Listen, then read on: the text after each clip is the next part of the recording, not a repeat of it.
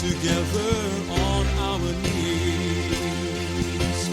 Let us break bread together on our knees. When I fall on my knees with my face to the rising sun, oh Lord, have mercy on me. Welcome to the Bible Speaks with Elgin Kerlock. The Bible Speaks is a weekly ministry of Harvest International. Our prayer is that the Bible Speaks will encourage you in your study of God's Word. You will be able to contact Elgin at the address given at the end of this broadcast. And now, here's Elgin. Brothers and sisters, I welcome you in the name of Yeshua HaMashiach to another installment of Words of Inspiration. And today is our final day in the discussion that we have been going through all week on God's Got You. And as I mentioned before, it was really done to encourage us as we go through the challenges in life, that many of the things that we are encountering are spiritual warfare, and we wrestle not with flesh and blood.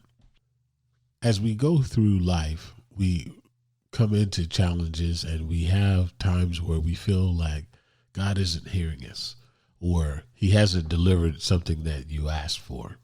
But I have come this week to talk to you about how much he loves you, how much he is there for you, and how we can tap into the better life, the abundant life that Jesus said that he came to give us. So today we are going to examine Isaiah 56, verse 17. And reading from the New International Version, it reads, "See, it is I who created the blacksmith who fans the coals into the flame and forges a weapon fit for its work. And it is I who have created the destroyer to wreak havoc.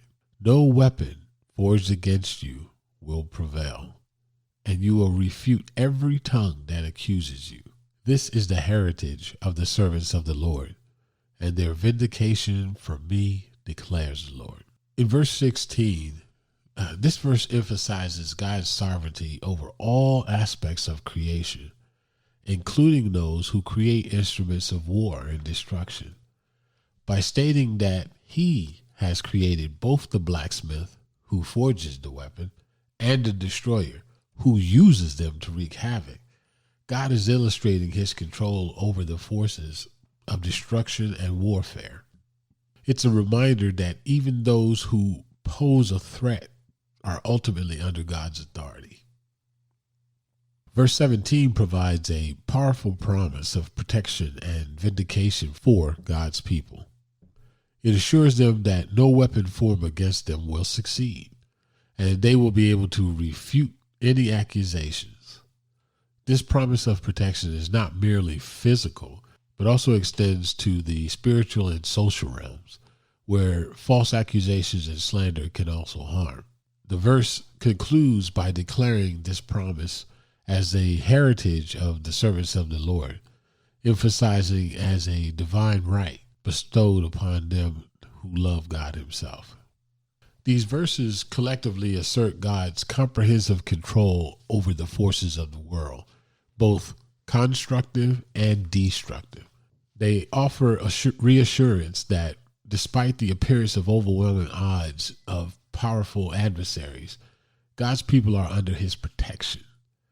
This promise is particularly poignant for those who have experienced or are experiencing persecution, oppression, and any form of injustice. The heritage mentioned in verse 17 speaks to a spiritual inheritance that includes God's protection, favor, and righteousness. It implies a relationship with God that is marked by trust, obedience, and service. The vindication from God underscores that ultimate justice and redemption comes from him, not human efforts.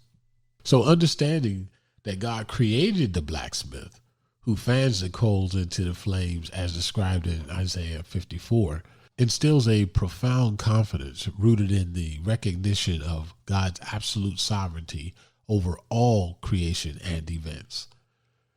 This imagery vividly illustrates that God is the ultimate authority behind every power and force in the universe, including those that forge weapons and those that wield them. So, brothers and sisters, be encouraged. Understand that not only will no weapon formed against you prosper, but it was God who made the person who made the weapon. So then how powerful are they? Have faith, have trust, have hope. And until next time, God bless. I've wandered far away from God. This program is cared for by listeners who care. Your prayers and financial investment in this ministry helps to keep the good news on the air. We look forward to hearing from you and invite you to write us at Harvest International, Post Office Box 6690, Ocala, Florida 34478. Again, that's Harvest International, Post Office Box 6690, Ocala, Florida 34478. Coming home, coming